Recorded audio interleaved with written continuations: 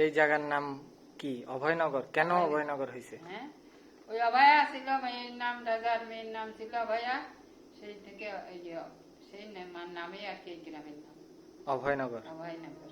অভয়ার থেকে অভয়নগর, থানাও অভয়নগর, পুজোলা অভয়নগর মনে করে সবাই, যে অভয়নগর থানা, তো গ্রামের নাম যে অভয়নগর তা জানি। ও আচ্ছা। আর এটা তো নীলকণ্ঠ রায় জমিদার জমিদার এই মন্দির জমিদারের প্রতিষ্ঠা মেয়ে। করেছিল। হ্যাঁ, জমিদারের মেয়ে ছিল অভয়া। সেই অভয়াকে এই রাজা এই মন্দির মন্দির বানিয়ে দিয়েছে। বানিয়ে দিয়েছে। এখন এই মন্দিরের দেখাশোনা আপনিই করতেছেন। হ্যাঁ, ঠিক আছে, ভগবান আপনার মঙ্গল করুক। বাবা তোমাকে কৃপা করুক, তোমরা যে মনের আশা নিয়েছো তুমি মনের আশা পূর্ণ করুক। তোমরা লেখাপড়া করো ভালোভাবে, ভালোভাবে রেজাল্ট নিয়ে আবার বাবার কাছে আসো। আচ্ছা ঠিক আছে, হরে কৃষ্ণ।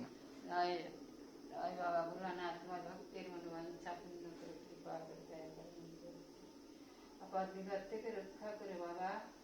ছেলে পেলে মানুষ বাইরে থাকে না তো।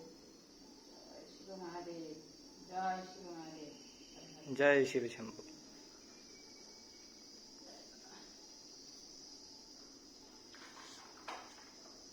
600 বছর পুরানো সেই শিব মন্দির,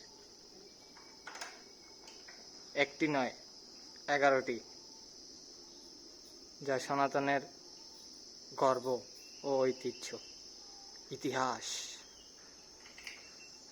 Lord Shiva temple, it's a heaven. Lord Shiva temple.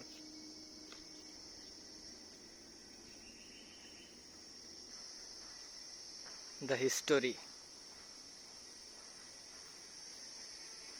60 years old.